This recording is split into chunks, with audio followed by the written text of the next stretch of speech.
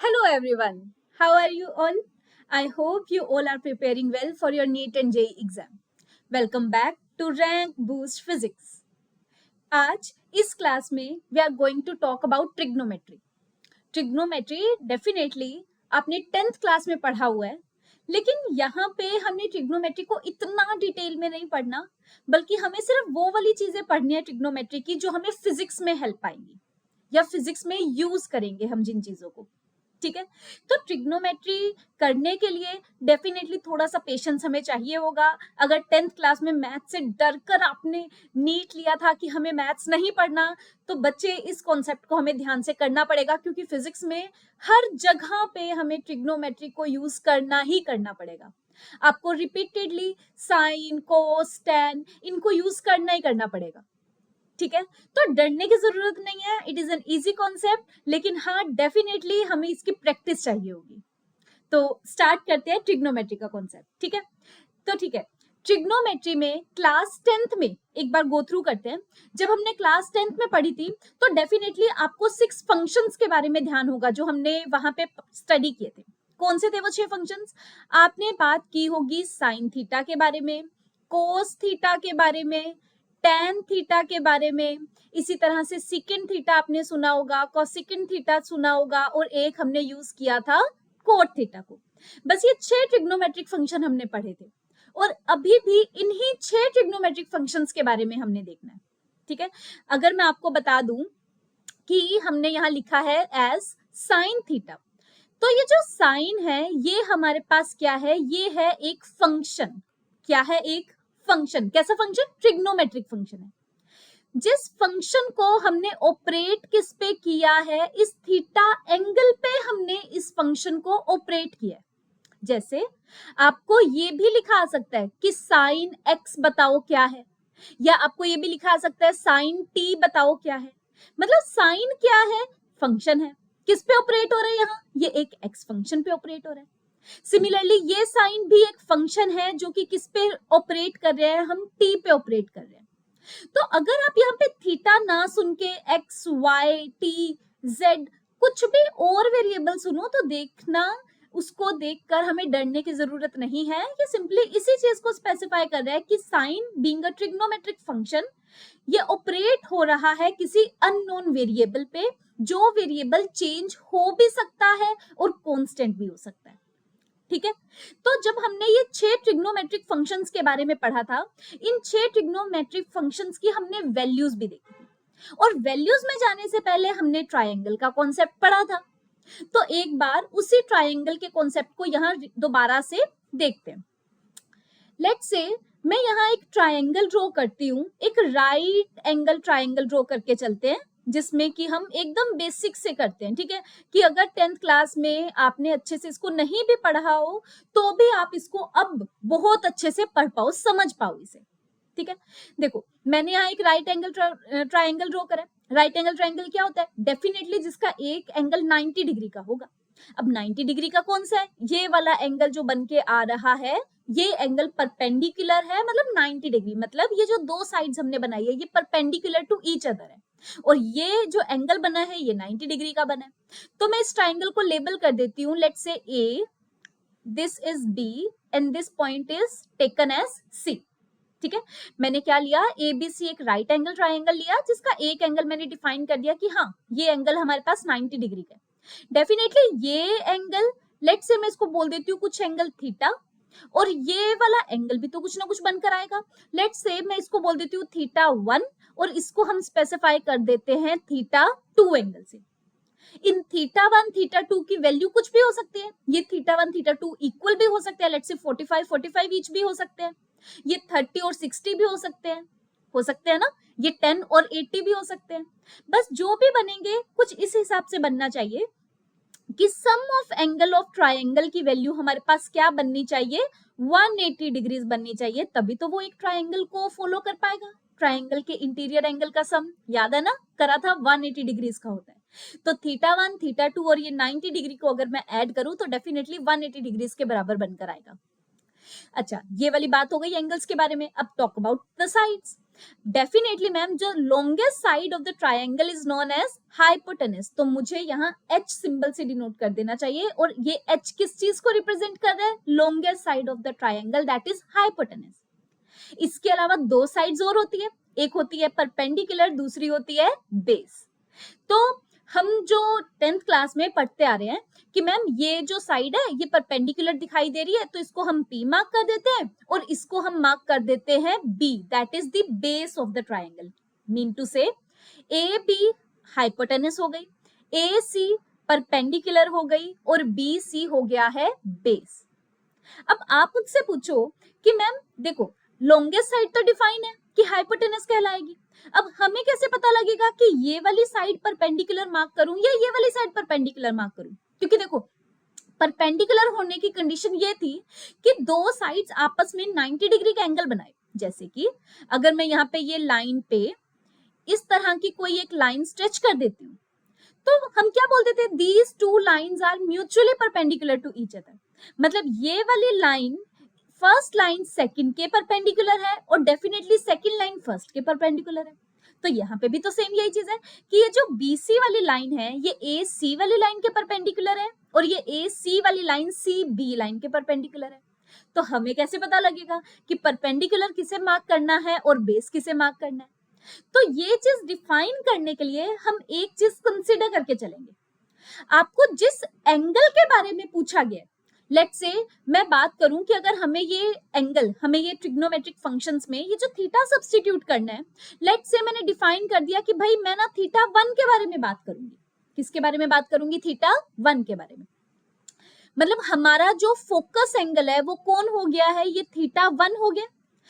जो हमारा focus angle है उसके सामने वाली side will always be considered as perpendicular. I am repeating my words, जो भी हमारा फोकस एंगल बनेगा उसके सामने वाली side will always be considered as perpendicular. Definitely ये परपेंडिकुलर, ये हाइपोटेनस, थर्ड बची हुई साइड कौन सी हो गई? बेस।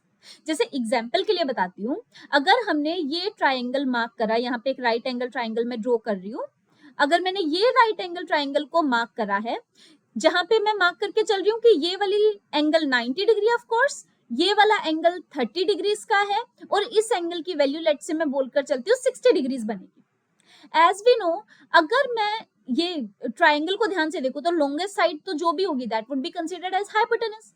अब मैं मार्क करूं, अगर मैं थीटा को 30 डिग्री कंसीडर करती हूँ, 30 डिग्री ये वाला एंगल है, तो 30 डिग्री के सामने वाली side would be treated as perpendicular. मैंने क्या बोला?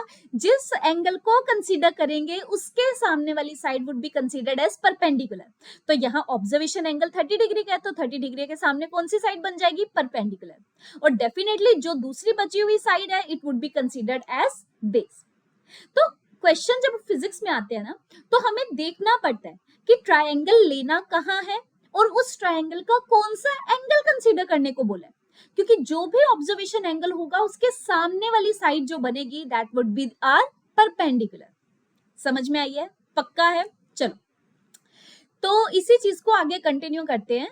अगर मैं यहाँ पे एक राइट एंगल ट्राइंगल मार्क करती हूँ आई एम सॉरी, अगर मैं यहाँ पे ये राइट एंगल ट्राइंगल कंसीडर करके चलती हूँ, लेट्स से ये 90 डिग्री का एंगल है, मैं इसको मार्क करती हूँ कि कुछ 30 डिग्रीज का होगा और इसको मार्क करती हूँ कि कुछ 60 डिग्रीज का होगा। इसे मैं मार्क कर देती हूँ ट्राइंगल का नेम ABC। तो हम क्या मार्क करके चल रहे हैं? ये साइड को मैं मार्क कर रही हूँ हाइपोटेनस, इस एंगल के सामने वाली साइड, मेरा observation angle is considered as 30 degrees now, इसके एंगल के सामने वाली साइड वुड बी परपेंडिकुलर और this would be considered as our base.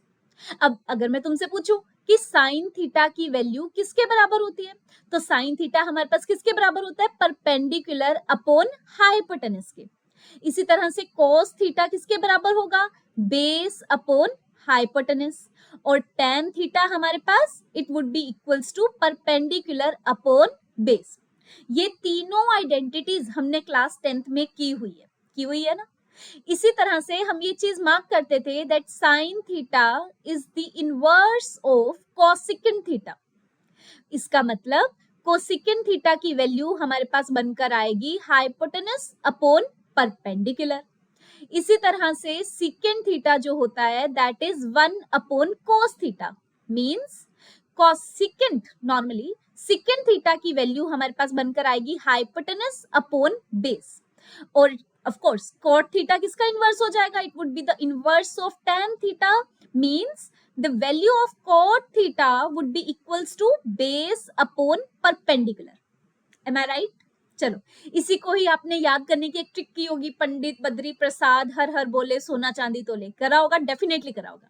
तो इस ट्रिक को भी लिख देते हैं, पंडित बद्री प्रसाद हर हर बोले सोना चांदी तोले, मींस कि हमारे पास साइन थीटा की वैल्यू क्या बनकर आएगी, साइन थीटा की वैल्यू बन जाएगी perpendicular upon hypotenuse, cos theta की वैल्यू बन जाएगी बेस अपॉन हाइपोटेनस, और tan थीटा की वैल्यू बन जाएगी परपेंडिकुलर अपॉन बेस। इतनी चीज याद है, ये सारी चीजें इंपॉर्टेंट है, ये याद होनी चाहिए, ध्यान होनी चाहिए, हमें कहीं ना कहीं डेफिनेटली यूज होगा। अभी देखना, ट्रिग्नोमेट्री के बाद I am going to start vectors, और जब हम वेक्टर्स करेंगे तो यही सारी टर्म्स, यही सारे एंगल्स दोबारा से रिपीट होंगे ही होंगे, ठीक है। चलो, इसी के साथ ही आपने 10th क्लास में एक चीज और करी थी, फॉर्मूलाज आपने किए थे, उन्हीं फॉर्मूलाज को एक बार मैं रिवाइज करती हूँ, फिर हमारे पास एक छोटा सा पोर्शन आएगा जो फिजिक्स में हम 11th क्लास में आके पढ़ते हैं ट्रिग्नोमेट्री का, ठीक है। तो first starting with the formulas, हमने एक फॉर्मूला पढ़ा था that sine square theta plus cos square theta is equals to 1, sec square theta minus tan square theta is equals to 1, again cosecant square theta minus cot square theta is equals to 1। एक तो आपने ये तीन identities की थी, और आपने एक सेट ऑफ आइडेंटिटीज और की थी that was of sin 2 theta and cos 2 theta. sin 2 theta was 2 sin theta cos theta, cos 2 theta जो था that was 2 cos square theta minus 1, and again cos 2 theta का एक फॉर्मूला और है which is 1 minus 2 sign square theta. बच्चे यही दो formulas हैं, जो ये जो तीन फॉर्मूलाज मैंने बताया ना, ये वाले तीन और एक यहाँ पे, ये repeatedly, mark my words, repeatedly use होंगे 11th में भी 12th में भी, ठीक है। तो इनको याद रखना, इनको ध्यान रखना, इनको नोट डाउन कर लो। ये जितने भी टॉपिक्स मैं अभी करवा रही हूँ ना, ये बेसिक मैथ्स के बहुत इंपॉर्टेंट टॉपिक्स हैं। इन टॉपिक्स को हमें रिपीट मोड पे याद रखना पड़ेगा, प्रैक्टिस करनी पड़ेगी, ध्यान रखना ही रखना पड़ेगा, तभी हम आगे वाले कॉन्सेप्ट्स को अच्छे से कर पाएंगे।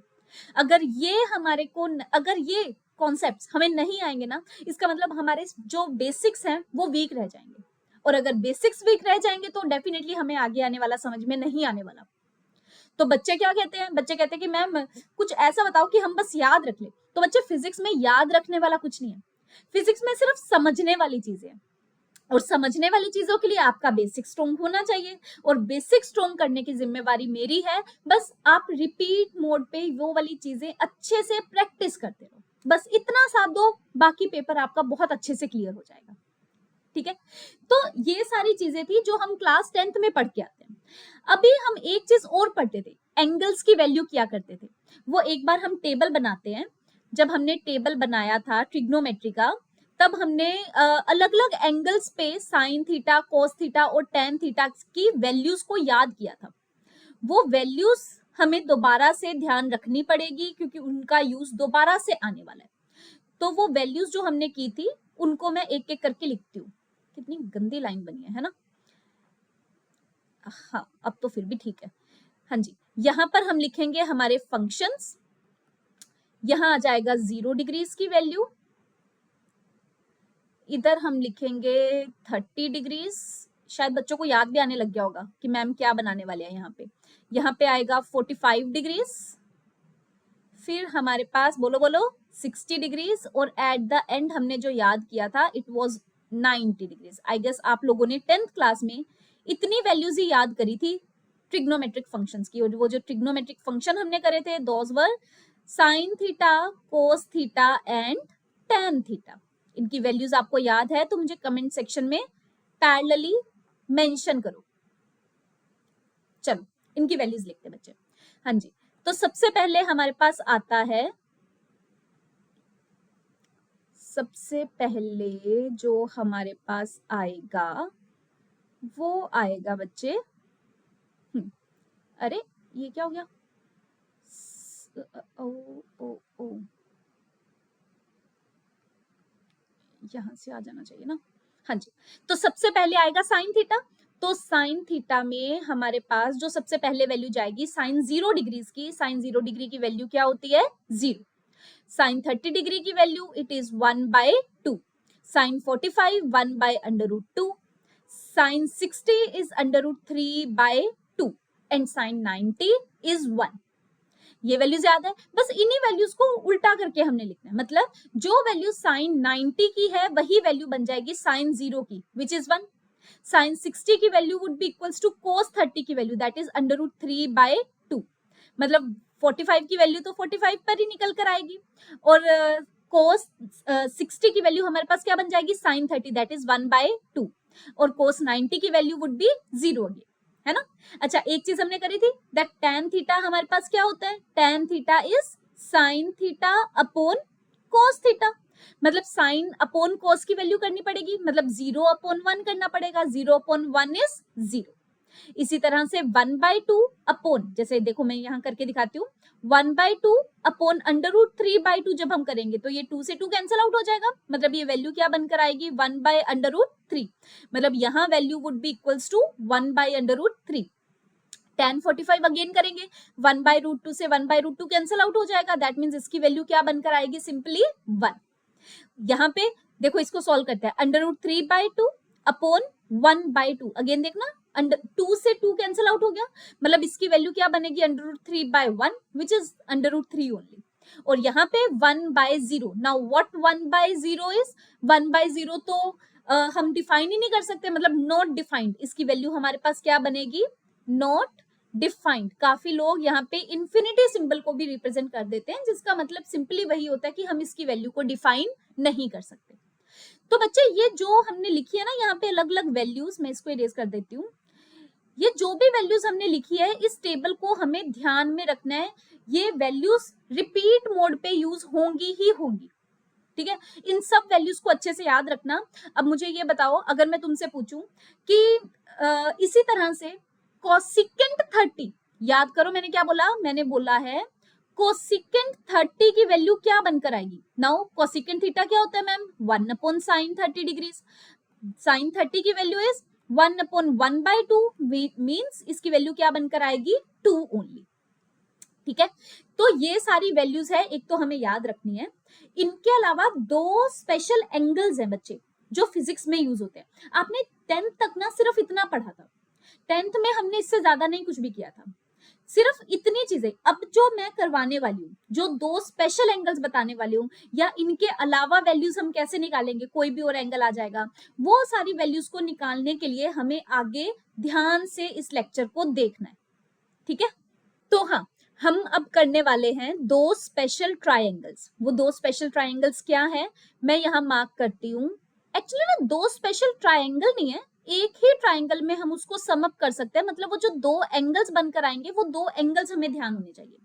पहले तो मैं मार्क करती हूँ यहाँ पे, एज मैंने 90 डिग्री बनाया है, राइट एंगल ट्राइंगल बनाया है, तो एक एंगल तो 90 डिग्रीज का होना चाहिए।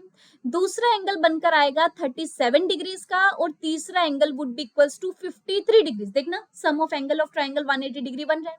तो ये स्पेशल ट्राइंगल है जिसकी वैल्यूज, अब आप मुझसे बोलो कि मैम उस टेबल के हिसाब से साइन 37 की वैल्यू कैसे निकालेंगे। साइन 37 या 53 की वैल्यू निकालना थोड़ा सा टीडियस हो सकता है हमारे लिए, इसीलिए हम इस ट्राइंगल को याद कर लेते हैं। और इस ट्राइंगल में वैल्यूज क्या है, इस ट्राइंगल में ये वाली वैल्यू बनकर आएगी 3, ये बनेगी 5, ये बनेगी 4। मैं इसको दोबारा से लिख देती हूँ, डिफरेंट पेन से डेफिनेटली लिख देती हूँ ताकि हाईलाइट हो हमें वैल्यूज।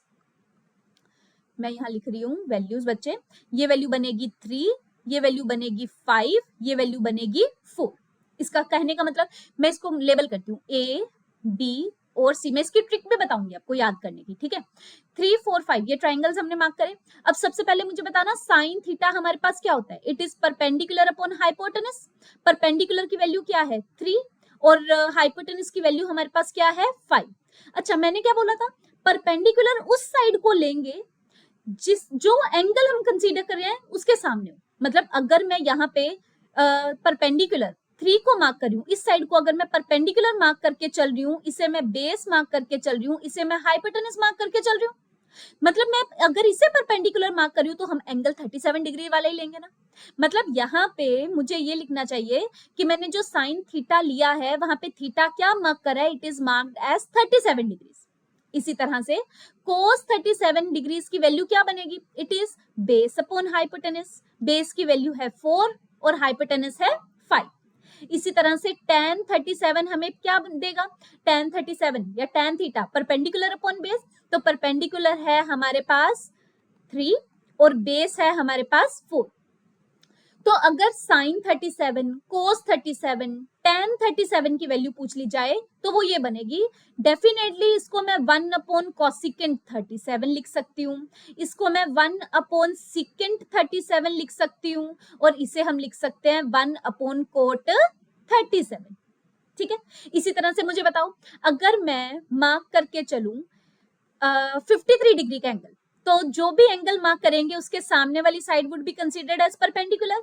ये वाली साइड बेस बन जाएगी और हाइपोटेनस तो लॉन्गेस्ट साइड यही वाली रहेगी ना, हाइपोटेनस थोड़ी ना चेंज हो जाएगी। मतलब अगर मैं बोलूं कि बच्चे साइन 53 डिग्रीज की वैल्यू क्या बनेगी, तो it would be perpendicular upon hypotenuse. Perpendicular इस केस में 4 बन जाएगा और हाइपोटेनस सेम ही रहेगा। इसी तरह से cos 53 डिग्रीज की value would be equals to 3 upon 5, that is base is 3, hypotenuse is again 5। और इसी तरह से tan 53 जो बनकर आएगा perpendicular upon base, now perpendicular is 4 and our base is 3। तो इस तरह से वैल्यू, और डेफिनेटली 1 अपॉन कॉसिकेंट 53 की वैल्यू बन जाएगी ये, और 1 अपॉन सिकेंट 53 की वैल्यू बन जाएगी ये, और ये वैल्यू क्या बनेगी 1 अपॉन कोट 53 की वैल्यू। ठीक है, ये स्पेशल ट्रायंगल है, इसको याद रखना, इसकी सारी वैल्यूज को साइन 37 43। देखो मैं इसको ट्रायंगल को ना याद करने की ट्रिक भी आपको बताती हूँ। देखो एक एंगल तो हमें पता है कि 90 डिग्री है क्योंकि राइट एंगल ट्रायंगल है, दूसरा एंगल है 37 डिग्री, तीसरा एंगल है 53 डिग्री। ठीक है, अब ट्रिक देखो क्या है, हमें 3 नंबर्स को अरेंज करना है। वो 3 नंबर्स क्या है, वो 3 नंबर है 3, 4 और 5। अब देखो 5 तो सबसे बड़ा नंबर, तो ये तो किस पे रहेगा, हमेशा हाइपोटेनस पे रहेगा।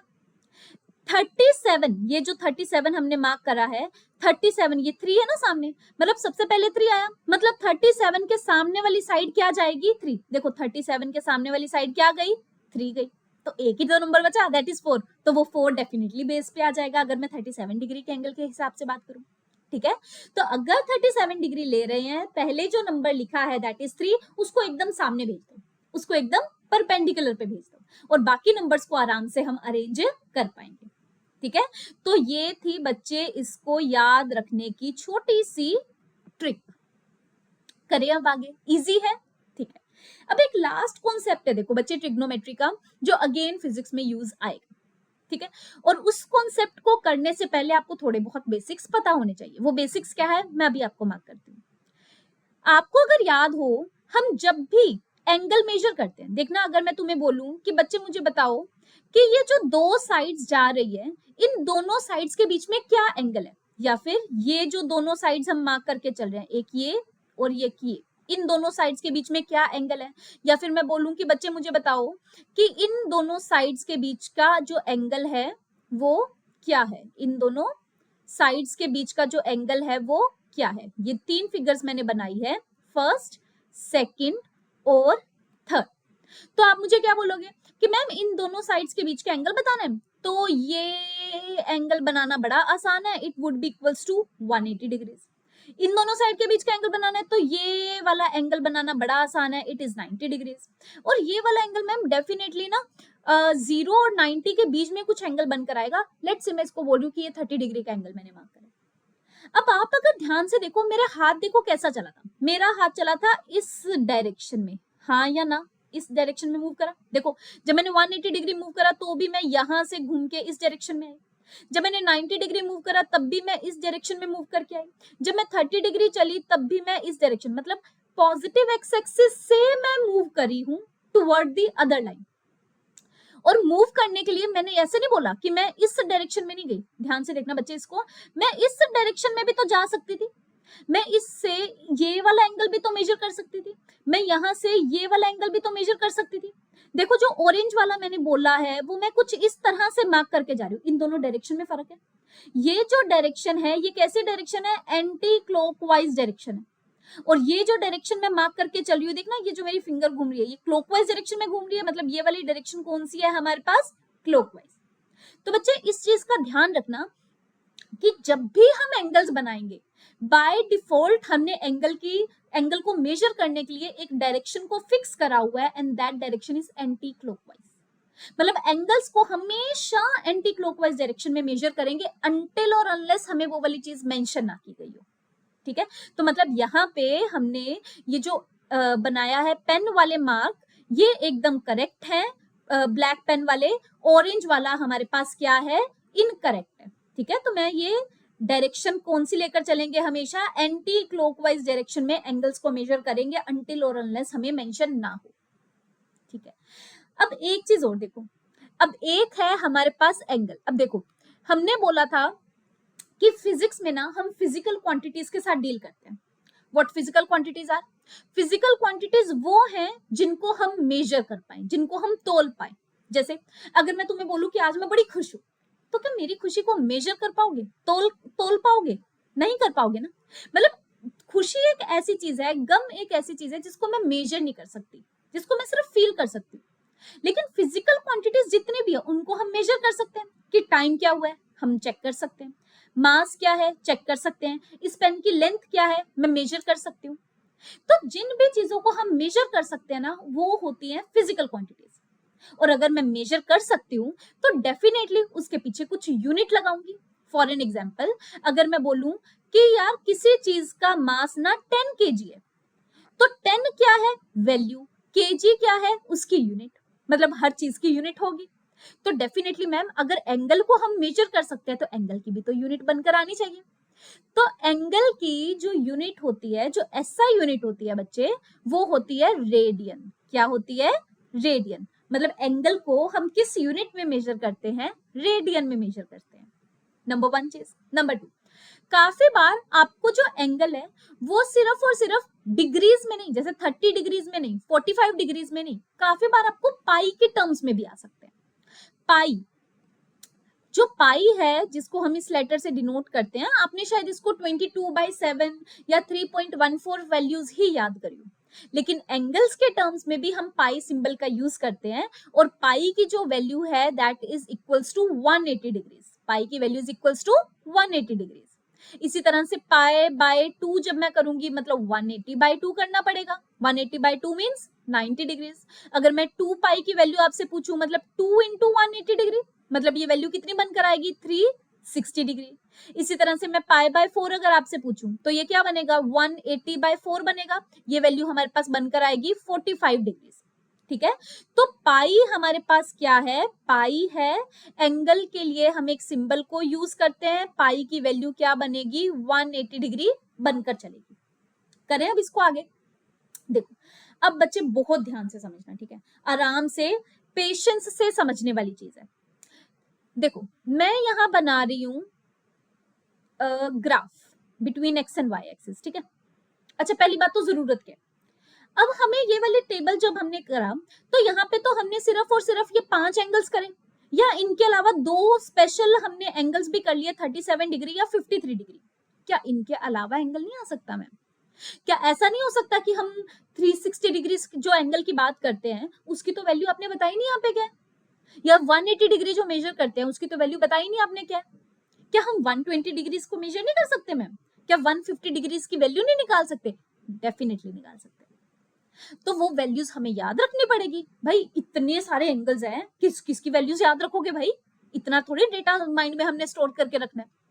तो इन सब जो एंगल्स इस टेबल में नहीं है उनके अलावा अगर आपके पास एंगल आ जाए, उसी के लिए ही तो हमने ट्रिग्नोमेट्री के फॉर्मूलाज करे थे।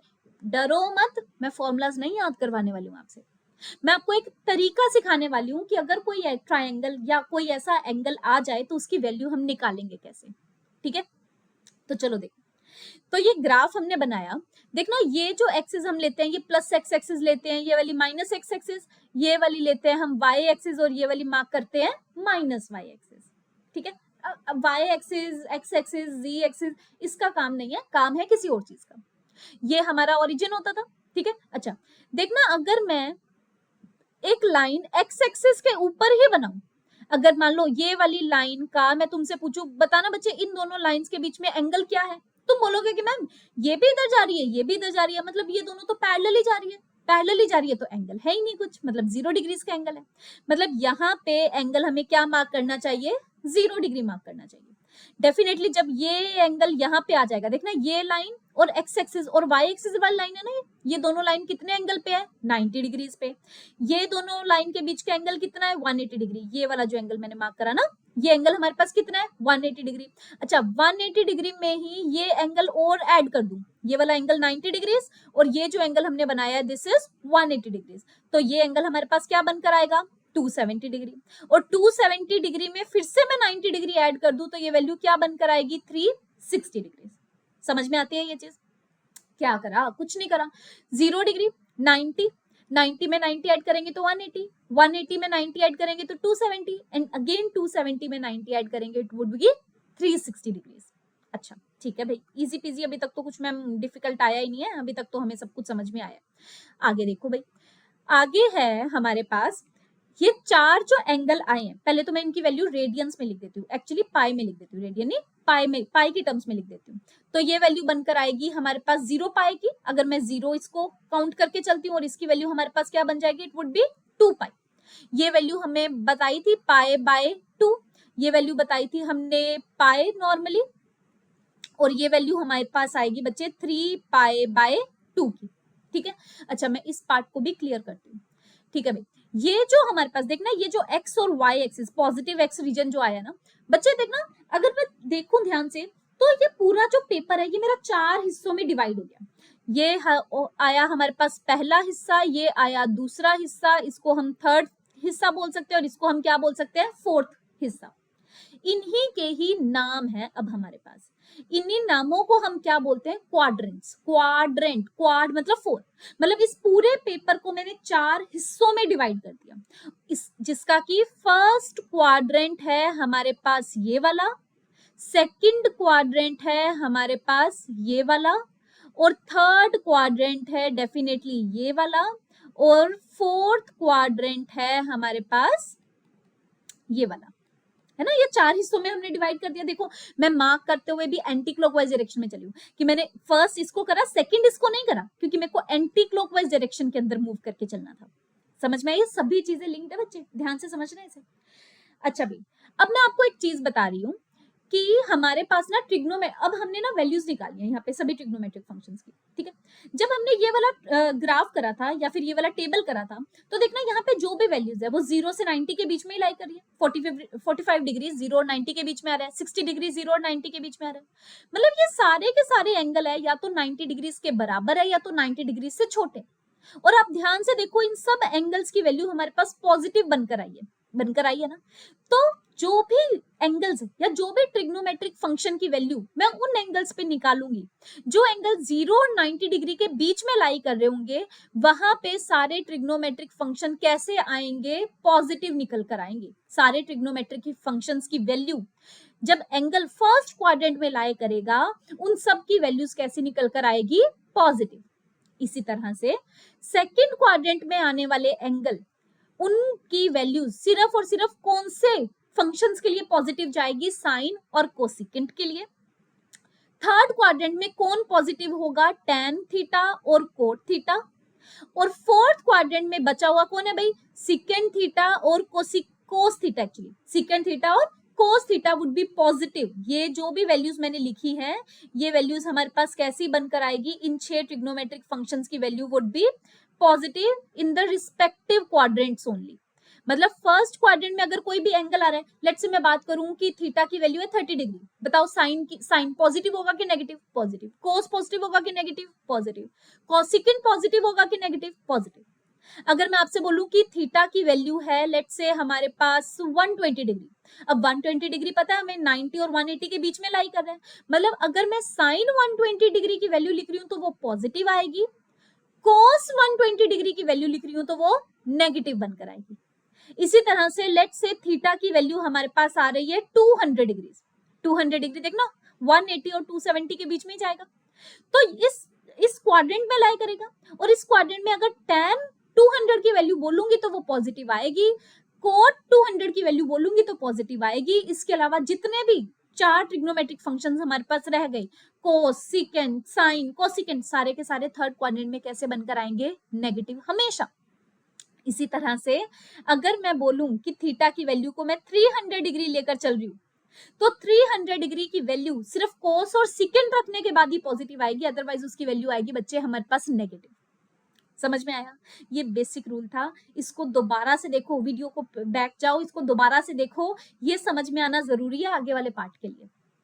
अब नेक्स्ट देखो, नेक्स्ट मैं अब आपको एक तरीका बता रही हूँ कि बच्चे लेट्स से आपको वैल्यू निकालनी आ गई साइन 90 डिग्रीज की, निकालनी क्या मैम आती है हमें? साइन 90 की वैल्यू हमारे पास क्या होती है? साइन 90 की वैल्यू हमारे पास होती है 1, तो इसकी वैल्यू तो पता है ना। लेकिन बच्चे अगर मैं आपसे बोलूं कि साइन 180 डिग्री की वैल्यू बताओ क्या होगी, क्या ये वैल्यू अभी तक आपको पता है? नहीं पता, तो निकालना सीखे। देखो साइन 180 डिग्री को हम लिख सकते हैं 90 प्लस 90, आपको जो भी एंगल गिवन है ना आपको उसको ब्रेक करना पड़ेगा इन 2 पार्ट्स, जो भी एंगल गिवन है इसको क्या करना पड़ेगा? 2 पार्ट्स में तोड़ना पड़ेगा। जैसे मैंने 180 को क्या तोड़ दिया? 90 प्लस 90 तोड़ लिया, है ना। अच्छा 90 प्लस 90 क्या होता है? 180 डिग्री। देखो अब इसको एक एक करके समझो। सबसे पहले ये जो 90 डिग्री आया इसका काम क्या है? इस 90 डिग्री का काम ये है आपको बताना कि आप कौन सी एक्सिस पे खड़े हो। जैसे 90 डिग्रीज अगर मैं देखूं तो मैं कौन सी एक्सिस पे खड़ी हूं? इधर। ये कौन सी एक्सिस है हमारे पास? पॉजिटिव वाई एक्सिस है, या कौन सी एक्सिस है? नॉर्मली वाई एक्सिस है। ये चीज ध्यान रखना बच्चे, जब भी हम वाई एक्सिस पे खड़े होंगे तो जो फंक्शन होगा वो चेंज होगा। वो किस में चेंज होगा?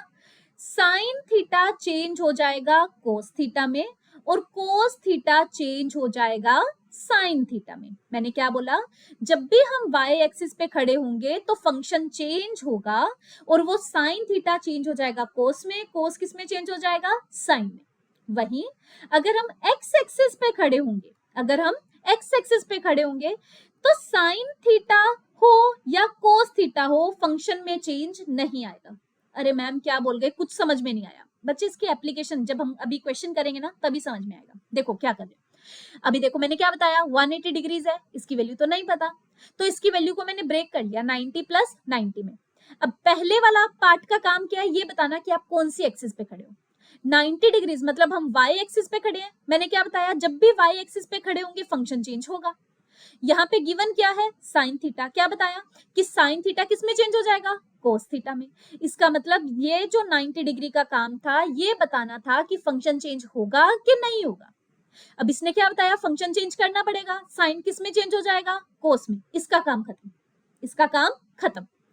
नेक्स्ट काम आएगा इस पॉजिटिव साइन का। अब चेक करो ये है 90 प्लस, मतलब जब हम 90 पे थे तो यहाँ वाई एक्सिस पे थे, 90 में कुछ प्लस करूंगी, मुझे बताओ मैं आगे की तरफ जाऊंगी या पीछे की तरफ?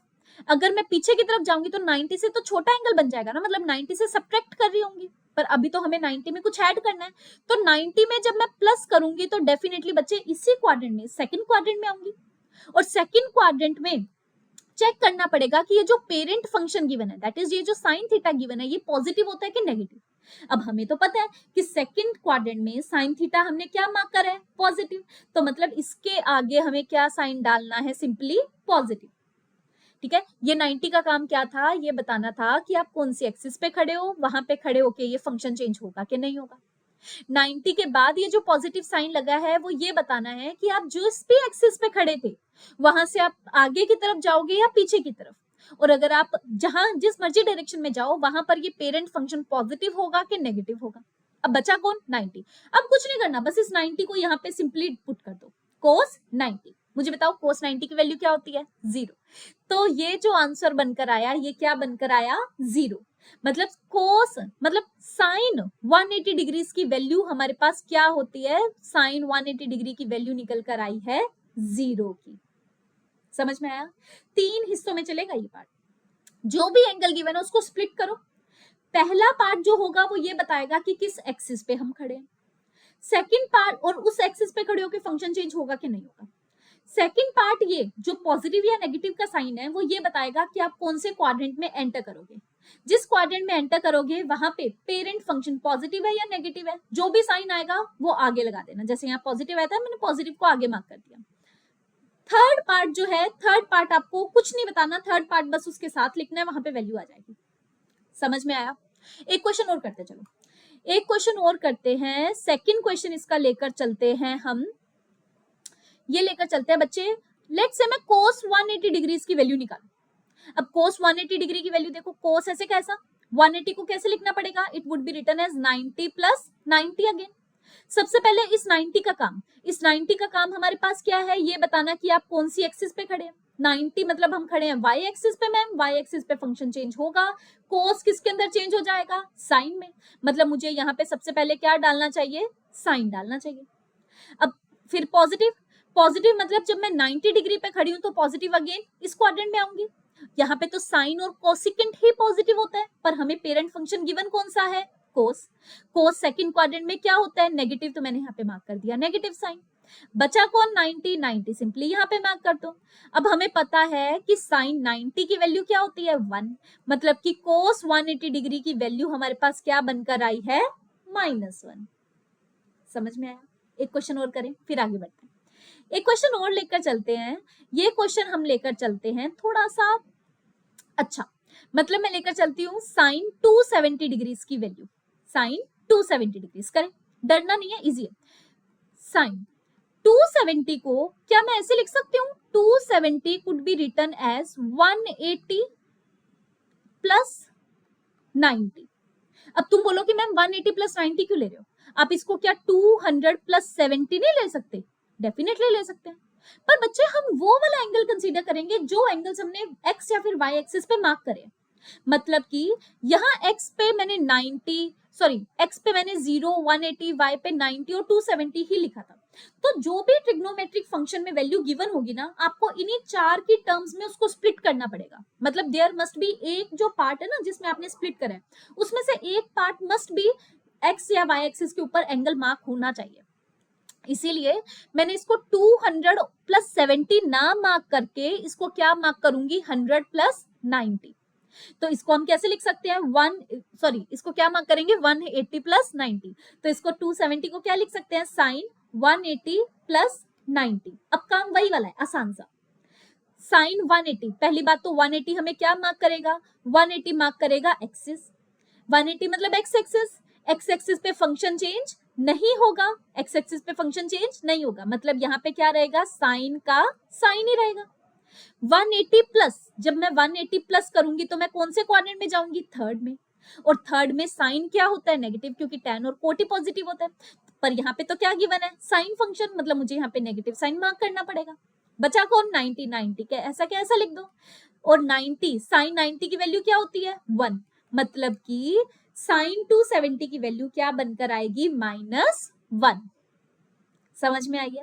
इसी तरह से बच्चे आपको जो एंगल गिवन है आप उन सब एंगल्स की वैल्यू निकाल सकते हो, इसी तरीके से, सेम इसी तरीके से।